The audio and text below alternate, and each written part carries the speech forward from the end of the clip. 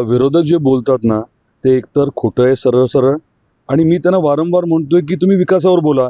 2.5 वर्ष सत्तेत तुम्ही होता तेव्हा कुठल्या मोठ्या योजना, कुठला मोठा निधी तुम्ही धाराशिवला आणला ते सांगा. आणि आम्ही जे करतोय ते आम्ही सांगतोय. आम्ही करणारे आहोत आणि हे विरोधक नुसतं टीका करणारे आहेत. त्यांची सत्ता होती 2.5 वर्ष, तेव्हा धाराशिवला आपण जंक्शन करायचं ठरवलं होतं रेल्वेचं. सोलापूर, तुळजापूर, धाराशिव अशी रेल्वे मंजूर झाली होती. रेल्वे ट्रॅकचं काम मंजूर झालं होतं. निम्मे पैसे हे राज्य सरकारने द्यायचे होते.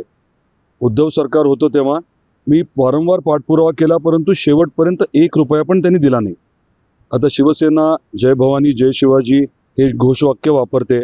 आपल्या कुलस्वामिनी, महाराष्ट्राची कुलस्वामिनी आई तुळजाभवानीच्या मंदिरासाठी आणि तुळजापूरसाठी मी निधीची विनंती केली होती, उद्धवजींकडे केली होती.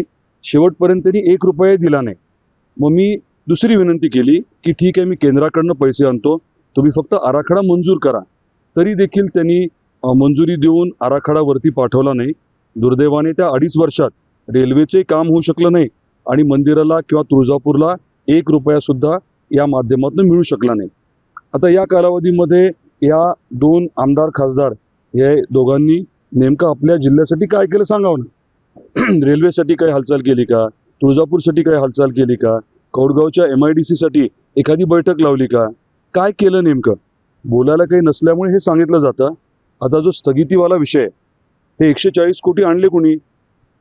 खरं तर नगरोत्थान योजनेच्या माध्यमातून तुळजापूर आणि नळदुर्गला साधारण 150 आणि 100 कोटी असे 250 कोटी रुपये मंजूर झाले. तिथल्या निविदा झाल्या. काम आता 70% झालंय. उत्कृष्ट काम झालंय. तुम्ही कधी जाऊन बघू शकता.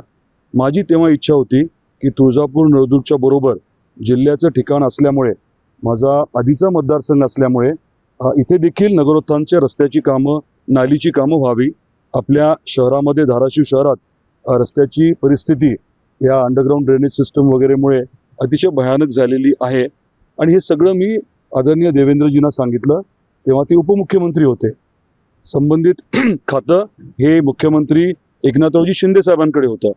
देवेंद्रजी त्यांना बोलले आणि मग शिंदे साहेबांनी मंजुरी दिली. फेब्रुवारी 2024ला हा निधी जो आहे तो मंजूर झाला आणि शासन निर्णय निर्गमित झाला. 1.5 वर्ष झालं. मी आणलेला निधी मी थांबवेन का?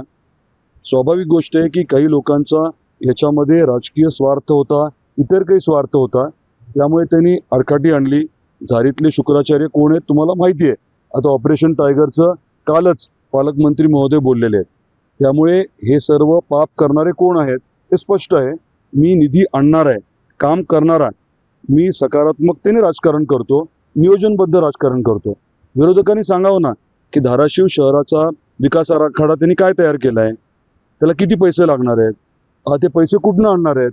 सत्तेत असताना त्यांना काही करता नाही आलं, तर आता सत्तेत नसताना नेमकं काय करणार आहेत हे माझे प्रश्न आहेत. ह्याची उत्तरं दिली जात नाहीत. उगाचच माझी गाडी आणि घोडा काढला जातो, त्याला अर्थ नाही ना. जनतेला काय पाहिजे? रस्ते व्यवस्थित व्हावे, पाणी पुरवठा व्यवस्थित व्हावा, साफसफाई असावी, कचऱ्याच्या बाबतीमध्ये काहीतरी व्हावं, हे अपेक्षित आहे. आणि ते करण्याची पूर्ण क्षमता भारतीय जनता पार्टीमध्ये आहे. आम्ही स्पष्टपणे जनतेला शब्द दिलाय की काय काय करणार आहे. वचननामा आम्ही दिलेला आहे. आणि भारतीय जनता पार्टी ही केंद्रात सत्तेत आहे, राज्यात सत्तेत आहे. त्यामुळे धाराशिवच्या जनतेला स्पष्टपणे आता माहिती आहे की आपल्याला जर मोठा बदल करायचा असेल, मोठा निधी आणायचा असेल, विकास कामं करून घ्यायची असतील तर भारतीय जनता पार्टीच योग्य आहे. 2 तारखेला मतदानातनं ते स्पष्टपणे व्यक्त होणार आहे आणि 3 तारखेला निकालातनं ते आपल्याला दिसणार आहे. काल पालकमंत्री महोदयांनी स्पष्ट केलंय की धाराशिव शहराच्या निवडणुकीच्या बाबतीत नगर परिषदेच्या नगराध्यक्ष पदाच्या ज्या भारतीय जनता पार्टीच्या उमेदवार आहेत त्यांना शिवसेनेचा पाठिंबा राहील.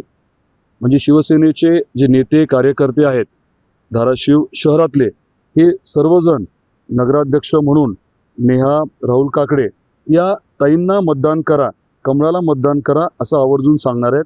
त्याबद्दल मी मनापासून पालकमंत्री महोदय आणि शिवसेनेचे आभार मानतो.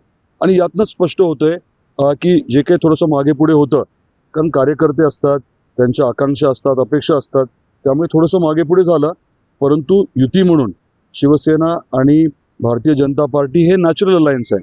आणि नॅचरल अलायन्स असल्यामुळे जे काही थोडेसे विषय होते ते क्लिअर करून आता आम्ही एकत्रित ताकदीने काम करायचं ठरवलंय.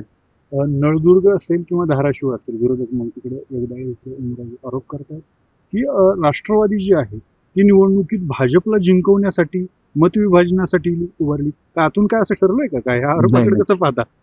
राष्ट्रवादी काँग्रेस पार्टीच्या नेत्यांबरोबर मी अनेक वेळेस चर्चा केली, त्यांना विनंती केली की आपण एकत्रित महायुती म्हणून लढूया. परंतु त्यांचं म्हणणं होतं की त्यांच्या स्थानिक कार्यकर्त्यांची प्रबळ इच्छा आहे की आम्ही वेगळं लढावं आणि त्या अनुषंगाने ते लढतायत आणि पुढे आता आपल्याला रिझल्टमध्ये कळेलच. देश विदेशातील प्रत्येक घडामोडींचे लाईव्ह अपडेट मिळवण्यासाठी आता साम टीव्हीच्या सर्व सोशल मीडिया प्लॅटफॉर्मला लाईक, फॉलो आणि सबस्क्राईब करा. तसंच सर्व नोटिफिकेशनसाठी बेल आयकॉन प्रेस करायला विसरू नका.